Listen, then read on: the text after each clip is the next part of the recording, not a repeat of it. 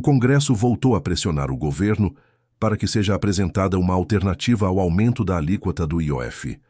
Planalto e equipe econômica querem contornar a crise, ainda buscam manter o decreto que fez esse tributo ser elevado. A reportagem é de Luciana Amaral. O recado dado ao governo é claro. O ambiente no Congresso é pela derrubada do aumento do IOF. A cúpula do Legislativo deu 10 dias para que a Fazenda apresente medidas estruturantes de médio e longo prazo para as contas públicas. Neste período, o projeto para derrubar o aumento do IOF não vai ser votado. Depois, a depender do retorno do governo, a derrubada pode ser pautada. Algumas alternativas sugeridas por Mota são revisar isenções fiscais e promover uma reforma administrativa. Um grupo de trabalho para tocar a reforma foi criado nessa semana na Câmara.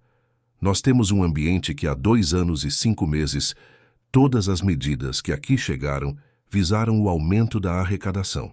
Não chegaram medidas revendo despesas. Apesar dos avisos, o ministro da Fazenda, Fernando Haddad, diz que o governo não cogita revogar o aumento do IOF.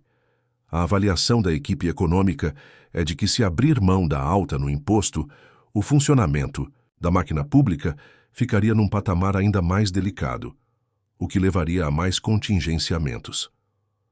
O ministro afirmou que não há alternativas na mesa. Por isso, a Fazenda avalia manter o decreto do IOF e aplicar as tais medidas estruturantes a partir do ano que vem, até por limitações constitucionais. Qualquer caminho ainda tem que passar pelo presidente Lula, que na semana que vem viaja para a França. Nesta quinta-feira, ele saiu em defesa de Haddad. O Haddad, que é o ministro da Fazenda, ele sabe como é que nós encontramos a Fazenda. Ele sabe como é que nós o encontramos desse país, administrada da forma mais irresponsável possível. E consertar isso leva tempo. Antes da fala de Lula, no mesmo evento, Haddad fez uma espécie de desabafo sobre as críticas que recebe. Servir ao governo do presidente Lula é sempre uma coisa interessante. Por mais que você sofra, contanto que você é criticado, que você é isso, que você é aquilo, tem o dia de hoje para pagar todo o sofrimento e a gente celebrar a vida de vocês.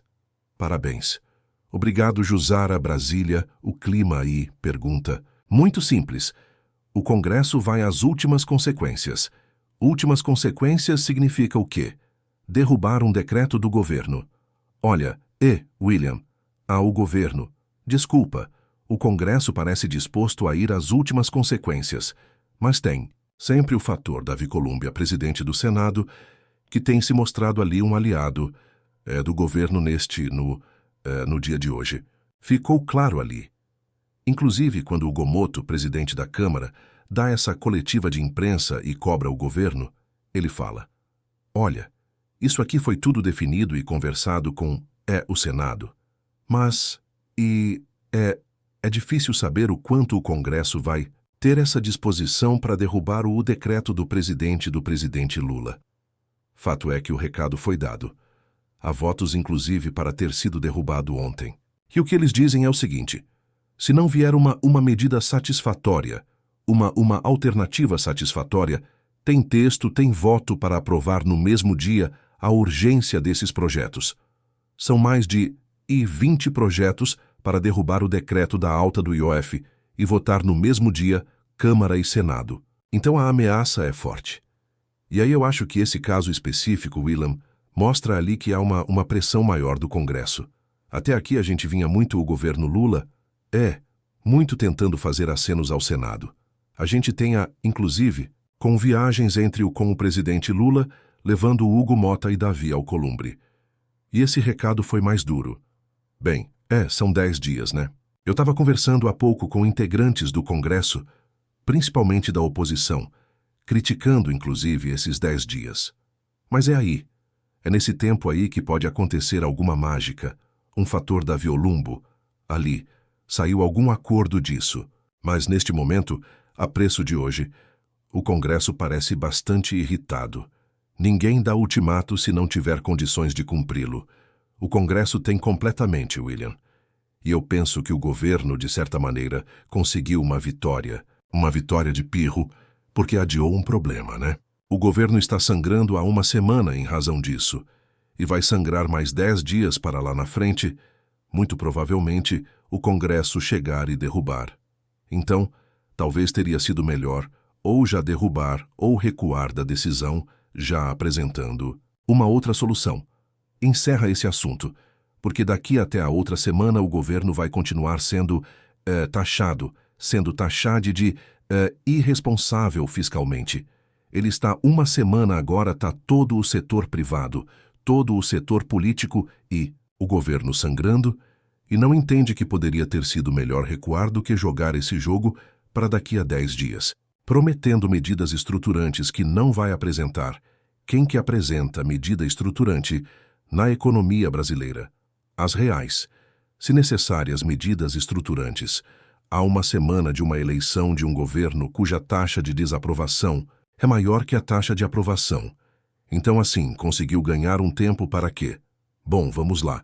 Vamos seguir o script, por exemplo. O script do que acabou de dizer o ministro da Fazenda. Ganha tempo para quê? Ganha tempo para encontrar uma maneira de compensar a eventual, derrubada do decreto do IF com alguma outra forma. O compensar significa ter um número aí, Thaís? 20 bilhões. E é mesmo fato. Vou encurtar bem a pergunta. Não vou encurtar bem a pergunta. A D tem razão quando diz que não tem alternativa. Se tem, qual seria? Olha, William, eu tenho conversado com gente que já sentou lá na cadeira do Tesouro para entender da onde tirar esse dinheiro, Os limites que o Haddad está se colocando são os limites criados, inclusive pelo próprio arcabouço fiscal. O arcabouço fiscal, a regra do arcabouço fiscal, diz que não pode contingenciar mais de 25% das medidas das despesas discricionárias. Até agora foram contingenciadas tipo 10%, 12%. Então tem espaço aí. Mas, de qualquer forma, ainda tem um limite. O segundo limite autoimposto é que ele quer cumprir a meta de déficit zero, mesmo que seja com a marco para cima, um pouco para baixo, porque ele entendeu que esse é o troféu do sucesso do arcabouço fiscal, que é o que ele vem repetindo, já há meses, há anos até, mas especialmente de um ano para cá. Ele reclama das críticas que sua gestão recebe respondendo, mas olha aí a meta fiscal, olha aí o resultado foi melhor. Ele quer convencer as agências reguladoras de que está cumprindo os compromissos que ele assumiu. Por exemplo, a meta fiscal. Não importa se a dívida está subindo, se a economia está se desorganizando, se a inflação continua aumentando, mas essa determinação de que eu não posso mais contingenciar, senão eu não cumpro a meta fiscal, é dele. Ele vai ter que escolher ou ele vai não. Ele está falando pior, tá? Ele está dizendo que vai ter que fechar a máquina pública. Então, mas aí esse terrorismo é que surpreende, William, porque assim, até 2 semanas atrás estava tudo bem, e agora o mundo vai acabar. Sim, é isso que ele está falando. Mas dá quem que dizia que estava tudo bem? Ele dizia, olha, nós estamos cumprindo a meta fiscal, o mercado é exigente, diz que a gente não está fazendo, e nós estamos cumprindo e tal. Então assim, para uma situação em que havia desafios, em que já apontaram, lá para final de 2026, eles já tinham apontado final de 2026, vai ter lá um buraco, a gente já trouxe esses dados. Não é final de falar pior falar em colapso. O colapso é agora, Jusara. Qual é a sensação que você tem como repórter aí em Brasília? É a sensação que a gente tem aqui em São Paulo, sendo a economia brasileira ainda em boa medida. É que houve várias quebras de credibilidade ao longo do último ano, particularmente no final do ano passado, quando houve aquela explosão do câmbio, por exemplo, e essa queda de credibilidade tinha, digamos, parado em algum momento, num patamar baixo, mais parado. A sensação que a gente tem aqui, e eu sei que o que eu estou falando é subjetivo, é de que ela sofreu mais um grave dano agora, e que esse dano não ficou parado. Esse dano está se expandindo porque pouco a pouco, quase a conta-gotas, é um setor econômico. Vários deles vão se dando conta dos prejuízos que vão sofrer com uma barbeiragem técnica que indica um amadorismo muito grande dentro das equipes responsáveis por elaborar decretos desse tipo. Como é que o governo vê isso?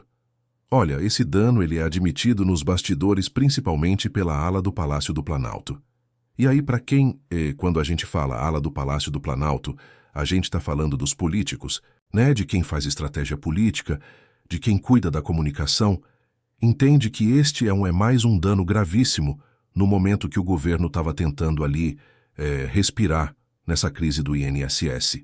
Então, assim, é um abalo que não consegue emplacar uma pauta positiva. Então, o governo sabe da questão e da gravidade desse dano causado, é aquelas com essa questão da alta do IOF, que teve uma revogação, e agora não.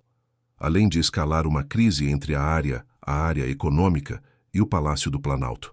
Portanto, Fernando Haddad e o grupo político capitaneado pelo ministro da Casa Civil, Rui Costa, vê ali uma atenção se formar com bastante ênfase no Congresso. Num Congresso que Lula vinha tentando se aproximar, como mencionei aqui, da cúpula do Congresso, com da puxando Davi Alcolumbo para mais próximo. Então, há muitas camadas, e aí eu chamo a atenção para uma frase, um recado que foi dado pelo Hugo Mota hoje.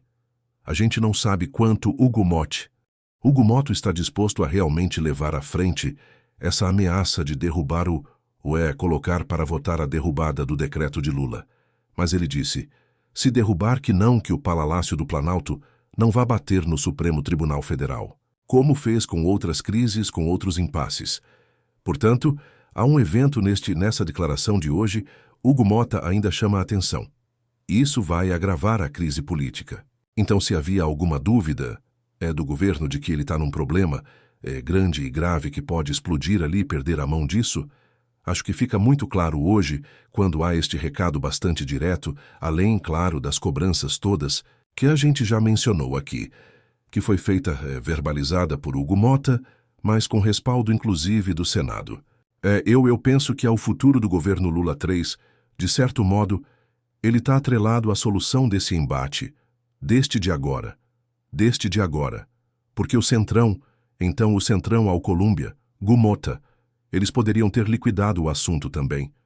Mas eles estão de alguma maneira aproveitando o assunto todo e a barberagem do governo para ampliar os recados, que já não é mais secado, para dar ordem, fala.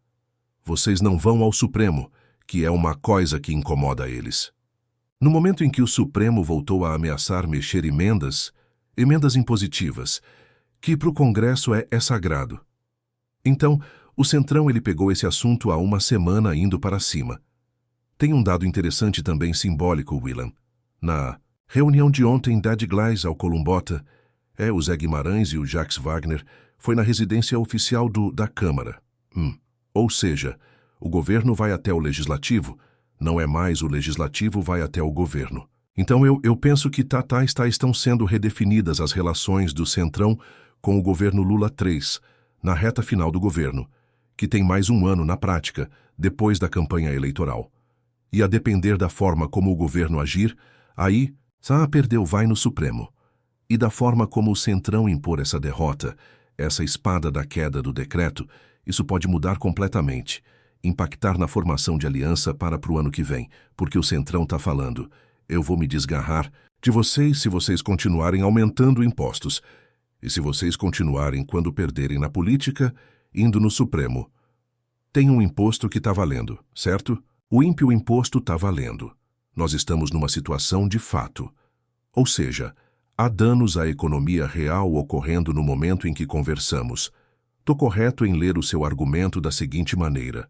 Para o Centrão é muito mais conveniente neste momento cozinhar o governo do que imediatamente aplicar-lhe uma forte derrota. É isso sim, mais que cozinhar, fritar, né? Bom, fritar, cozinhar, né? Mantê-lo ali sob controle nessa maneira. Agora, se a gente olha para o que o presidente Lula disse hoje num dos comícios, era este ponto que eu queria tratar. Então prossigo. Não, eu ia falar do presidente Lula, William, não só pelo que ele falou, porque a gente não pode se dizer surpreso com o que o Lula diz, mesmo diante desse embate que a gente está testemunhando sobre o IOF, vendo que o presidente não participa disso, o Hugo Mota também fez hoje. Cadê o presidente Lula? Tá viajando, semana que vem vai viajar de novo. Ele tem que tomar pé da situação. Foi a frase do Hugo Motta, né? E o Lula fazendo viagens pelo Brasil, acompanhado de Fernando Haddad, que tem 10 dias para encontrar uma solução, repetindo que não há solução, mas está viajando junto com o presidente, ou seja, se dividindo entre o trabalho técnico que está sendo exigido dele e ao posicionamento político. O presidente Lula repete o que ele sempre disse, e o juiz desse duelo entre o Congresso e o ministro Fernando Haddad, que está marcado para daqui a 10 dias, porque o que o Hugo Motta fez hoje foi marcar um duelo, porque 10 dias a gente se encontra, dependendo da arma que você me apresentar, você está fora da discussão. O juiz desse duelo vai ser o presidente Lula e a gente já sabe o que ele vai decidir. Então a gente vai ficar assistindo a essa sensação que eu tenho, ouvindo Frigideira, vendo o comício de hoje do Lula, é que ele se sente, na verdade, justificado quando o Congresso estabelece, na visão do Lula, eu estou tratando de interpretar a visão do Lula. Na visão do Lula, o Congresso obedece aos interesses do rentista financeiro. Muito que o Zé Dirceu disse há poucos dias atrás, o PT precisa de um inimigo.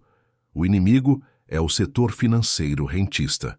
É o setor financeiro rentista que protesta contra o imposto de operações financeiras. Não, mas tá assim, desculpe. Ok. Não, mas não é a maneira que ele vê. Ele não vê isso como dano real à economia. Ele vê isso como um grito de dor do inimigo de classe. Então, se ele está fazendo isso, o inimigo de classe está reclamando, ele está fazendo a coisa certa. Mas aí que tem um erro. Mas aí tem um erro de premissa, William, porque assim, o IOF não é um imposto que é pago pelos bancos.